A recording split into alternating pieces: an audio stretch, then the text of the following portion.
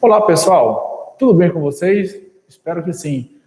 Vamos fazer uma aula aí de cinética química. Apesar da distância, apesar do distanciamento social, retornamos às aulas remotas e logo espero que essas aulas sejam presenciais em cada localidade atendidas pelo Sistema Organizacional Modular de Ensino, o SOME.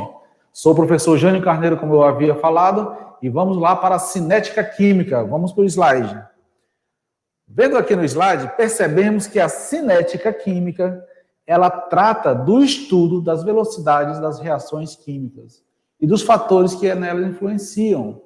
Então, se você perceber, alguns reagentes com alguns solventes podem ou não reagir mais rápido ou mais devagar, mediante alguns fatores. Quer ver? O que você acha? Se eu pegar a água e colocar nela açúcar, vamos lá, água e açúcar. Vocês conhecem, né? Água e açúcar, todos os dias, fazendo café? Pois é, água e açúcar. Se eu colocar essa água gelada, será que a velocidade com qual eu vou dissolver o açúcar será a mesma? Se eu, por exemplo, colocar água quente, o que é que tu acha? Diga lá. Vai ser rápido? Vai ser devagar? Ou não muda nada se eu aquecer? Ah, vai mudar, né? Por que será que muda? Ora, por que será que muda? Porque a temperatura é um dos fatores que influenciam a velocidade das reações químicas, que é o tema da aula de hoje. Seguindo aqui no slide, podemos, então, fazer alguns questionamentos. Por que ocorrem as reações químicas? Ora, pensa assim, ó. Imagina carvão. Poxa, bacana, hein? O que é que tá faltando aí? A carne, né? Para quê? Para fazer o churrasco. Mas não é isso que eu estou falando hoje, não. Mas vamos lá, imagina o carvão. Carvão, você sabe que você vai acender ele. Para quê? Para fazer a brasa e assar a sua carne. Beleza. Quando estudamos combustão na química, você vai ver que a queima é a combustão. Então, o que precisa quimicamente para combustão? Ora, carvão, oxigênio, pronto. Formando gás carbônico e água. Mas aí eu te pergunto, se tu tem carvão, beleza, aqui no ar está cheio de oxigênio, mas pelo simples fato de ter oxigênio e ter carvão, vai acender o fogo? Vai nada. O que é que está faltando aí? Faltando o fogo. Então, o fogo, quer dizer então, se eu colocar o fogo, o oxigênio, acende o carvão. Não é bem assim não, né? Como tu vai fazer esse processo? Pensa no carvão. Você pegar um isqueirozinho, acender o carvão, apagou rapidinho. Vai rolar a brasa? Não vai. Agora, se eu coloco lá gravetos, combustível suficiente para manter uma temperatura, né, o fogo, durante um certo tempo, com certeza você vai conseguir assar o seu churrasco. É ou não é? Claro que vai. Porque existe uma energia de ativação do processo.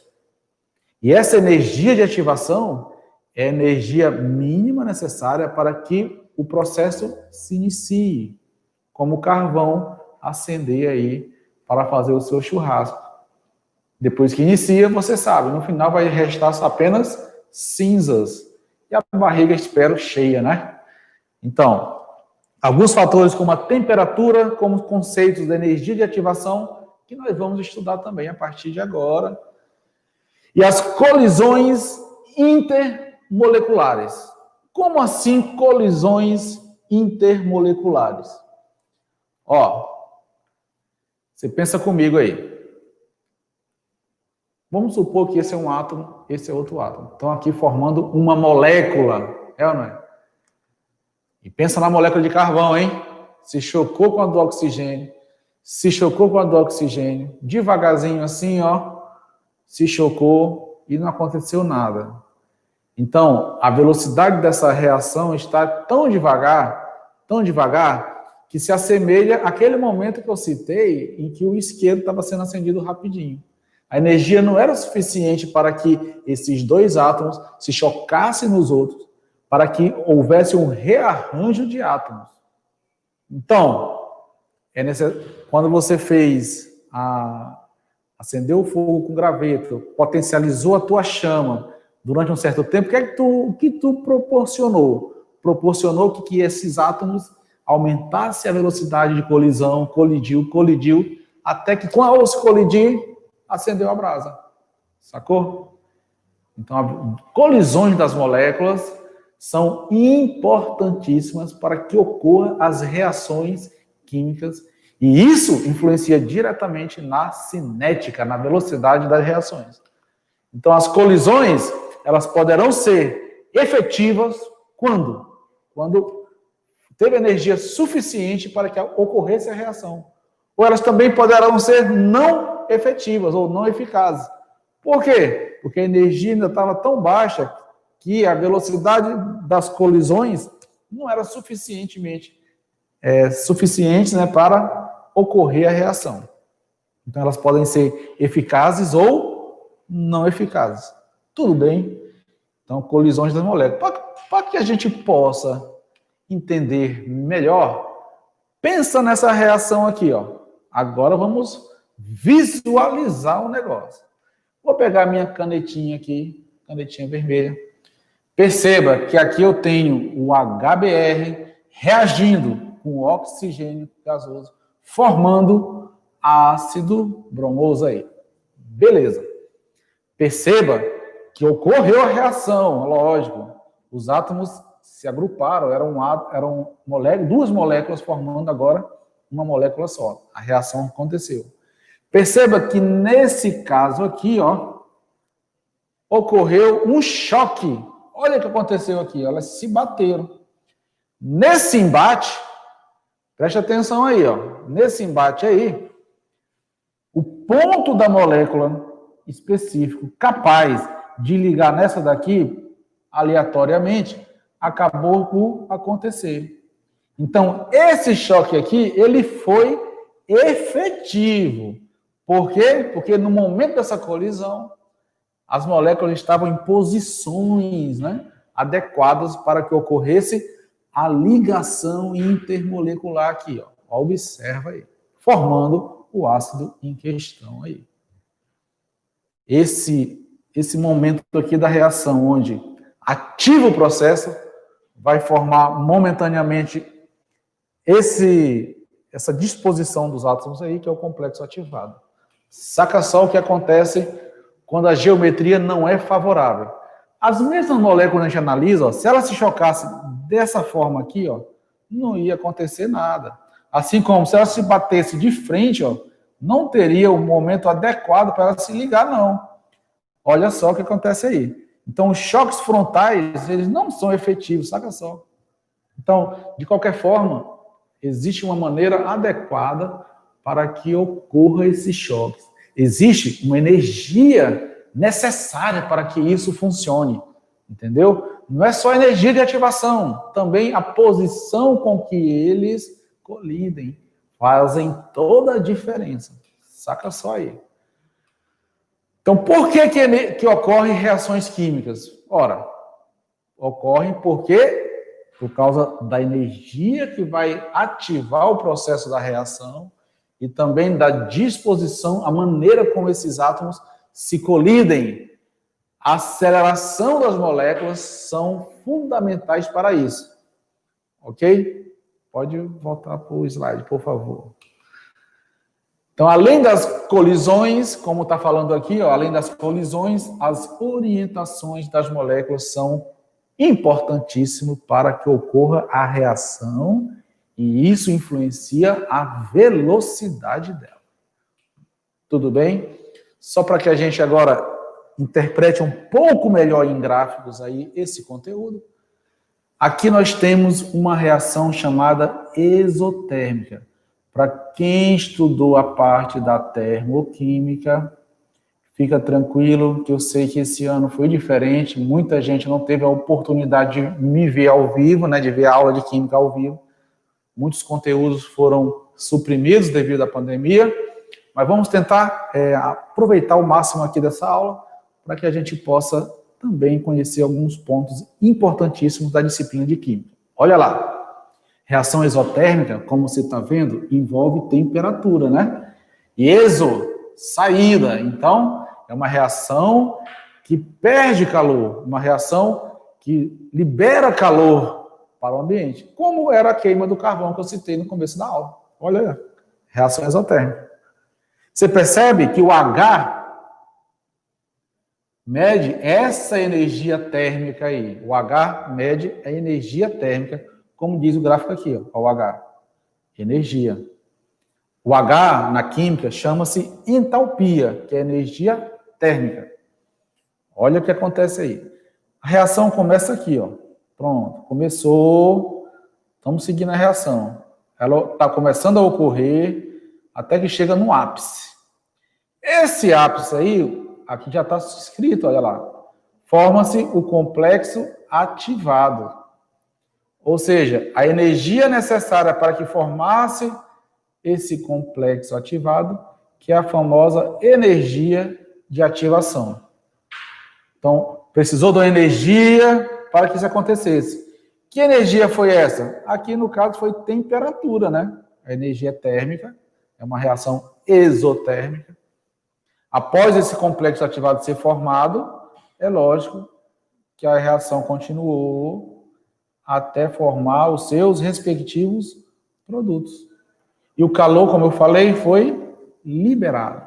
Perceba que em toda reação exotérmica, a entalpia inicial é maior sempre que a entalpia final. Por isso que toda variação de entalpia, no caso, quando é exotérmica, ela é negativa.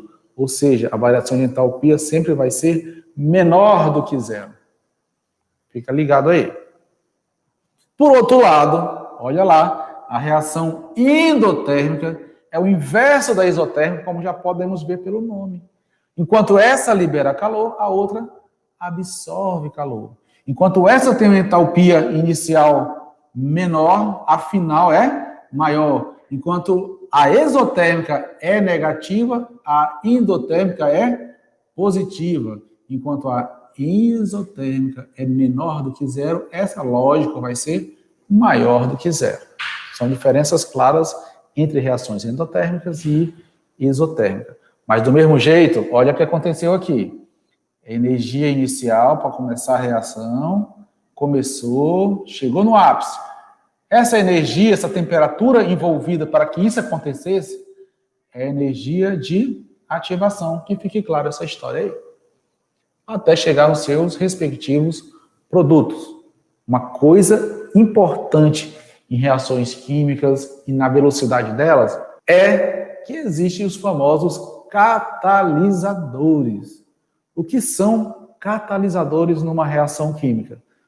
São substâncias, né, ou fatores, mas normalmente substâncias que vão acelerar o processo. Quem conhece o famoso Durepox? Vocês conhecem? Conhece aquela massa plástica de fazer lanternagem de carro? Se você observar, a massa plástica tem lá ela e vem sempre junto um tubinho líquido chamado catalisador. Por quê? Para que serve aquele catalisador? Se você misturar o catalisador, aquela massa, ela vai se transformar em plástico mais rápido, né? Então, sem o catalisador, aquela massa vai levar dias, às vezes semanas, às vezes meses para ela secar. Quando você põe o catalisador, leva alguns minutos. Em alguns minutos está sequinho. Então, o que aconteceu? Acelerou o processo. No entanto, preste atenção no detalhe, meu filho. Vou pegar aqui minha borrachinha, vou apagar um pouquinho aqui, só para a gente poder rever alguns conceitos aqui. Vamos lá, canetinha de novo. Olha lá. Se eu utilizasse nessa reação um catalisador, por exemplo, isso que ia acontecer, ó. Perceba que sem o catalisador, a energia necessária era de um tamanho, olha lá. Com o catalisador, tu precisou de muito menos energia. Aqui, ó, bem aqui, ó. Muito menos energia para que o processo acontecesse. Mais importante do que isso, fica ligado, catalisadores não vão alterar os produtos, certo? Eles não são consumidos na reação. Portanto, voltando lá, preste atenção. Portanto, os produtos não serão alterados. Se eu tinha aqui, como no caso lá anterior, vou voltar só um pouquinho para a gente entender. Ó, se eu tinha HBr aqui e HBrO2 aqui, mesmo que eu usasse um catalisador aqui na reação, ó, não ia mudar nada a reação, tá? O que ia acontecer com ela? Ela ia acontecer mais rápido. Só isso. Tudo bem? Existem enzimas que são catalisadores naturais, ou seja, orgânicos. Então, quando tu falar de enzima, tu está falando de substâncias químicas que normalmente faz parte dos organismos, que vão acelerar, por exemplo, a digestão, para que a digestão aconteça de maneira mais eficiente, mas não vai alterar os produtos necessários no final da digestão. Vai apenas acelerar. Então, quando se fala de enzimas, está falando de catalisadores orgânicos. Então, se perguntar para vocês numa prova, enzima, está falando de catalisador. Catalisador é enzima, enzima é catalisador. Por quê? Porque acelera o processo, acelera as reações químicas, sem serem consumidas na reação, sem participar diretamente nos rearranjos da matéria, na transformação da matéria. Beleza? Seguindo lá, voltando onde nós estávamos, vamos para frente. Então, fatores que influenciam a velocidade. Como nós já vimos, temperatura e energia de ativação, claro, influencia a velocidade. Quando se fala a área de contato, também. Como assim, professor? Preste atenção, meu filho. Se eu pego um prego, certo? E põe ele para reagir numa solução, ele vai reagir, vai enferrujar, vai ter reações, claro. E vai demorar um certo tempo para ele enferrujar, etc. Mas se eu pego esse prego e faço ele virar farinha, limalha de ferro, essa ferrugem, esse processo de transformação química vai ser bem mais rápido. Porque eu aumentei a superfície de contato. Se eu pego um comprimidozinho efervescente, saca só, coloco ele inteirinho no copo, ele vai, é lógico, fazer o seu processo de reação num certo tempo. Se eu pego esse mesmo comprimido efervescente, quebro ele todinho, coloco no mesmo copo, na mesma quantidade de água, na mesma temperatura, vai acontecer, o que é que vai acontecer? Vai ser mais rápido. Porque eu aumentei a superfície de contato. Portanto, é isso que quer dizer aumentar a superfície de contato, que influencia aumentando a velocidade das reações. Beleza? Concentração dos reagentes. É claro, se eu quero fazer uma reação acontecer e eu coloco mais reagente, quanto mais reagente eu coloco, mais rápido eu vou atingir meu objetivo, que é formar produtos. Beleza? Então, se tu aumenta a concentração, também influencia, aumenta a velocidade. Radiações e descargas elétricas também são fatores importantes para aumentar as velocidades e a ação de catalisadores. Lembra, catalisadores poderão ser também, em outros momentos, chamados de enzimas, quando falarmos de matéria orgânica do indivíduo vivo. Para nós termos noção aí, olha só, esse fator tem sentido quando um dos reagentes for sólido. Por exemplo, olha lá, acabei de falar do prego e da limalha, olha aí. Está reagindo aqui com ácido sulfúrico, com aquela famosa solução de bateria. Perceba, e aí eu posso te perguntar, né? Qual terá maior velocidade aí? O prego ou a limalha? Eu já te antecipei, né? Claro, é lógico que é a limalha. Então tá aqui, ó. A velocidade da reação 2 é maior do que a velocidade da reação número 1. Concentração dos reagentes, olha que bacana. Que já falei, né? Mais concentração, mais rápido acontece a reação. Já falamos. Temperatura é outro fator que a gente também já citou, já falou bastante. Então, as variações de temperatura modificam o valor da constante de velocidade, claro, já viu isso aí. Beleza? Por quê? Porque quanto mais temperatura, mais as moléculas se agitam. quanto mais elas se agitam, maior as colisões, mais rápidas as colisões e mais fortes as colisões. Por isso esse efeito acontece. Ação de catalisadores. Catalisadores são substâncias que aumentam, está em vermelho aqui, aumentam a velocidade. Tá bom? Mas que não vão alterar os seus produtos. Então, eles permanecem quantitativamente inalterados no final. Então, não altera nem a qualidade, nem a quantidade dos produtos, nem a quantidade, nem a qualidade. Ou seja, ele apenas acelera o processo. Bom, só para a gente ficar aí, finalizando esse momento aí de cinética química, olha só, sem catalisador, a energia envolvida para fazer essa reação do dióxido de enxofre, transformando-se em trióxido de enxofre. Utilizando um catalisador, a energia cai de 240 para 110. Ou seja, tornou a reação bem mais rápida. Ok? Características do catalisador, beleza. Já falei, né? Só aumentam a velocidade. Não são consumidos. Não inicia a reação. Não são utilizados na reação. Belezinha? Então, voltando lá para a nossa câmara 1. Por hoje é só, pessoal. Espero que vocês tenham entendido um pouquinho sobre a cinética química. E, se Deus nos o permitir, logo, logo estaremos aí com você presencialmente. Até lá, forte abraço, professor Jânio com vocês. Seguimos juntos, que os sonhos da educação não podem parar.